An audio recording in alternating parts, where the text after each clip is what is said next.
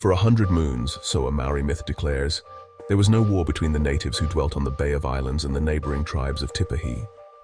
Again and again, everything was in readiness for an encounter, and the tattooed warriors, fully armed, took up their positions in anticipation of a deadly combat.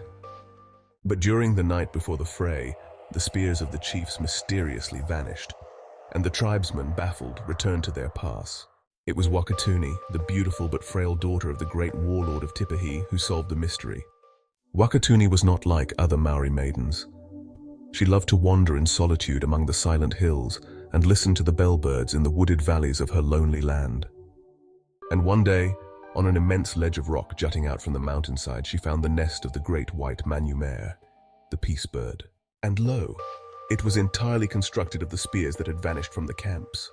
In this volume, and in its predecessors, I have touched upon 1,000 questions about which, if we were so disposed, controversy would be easy.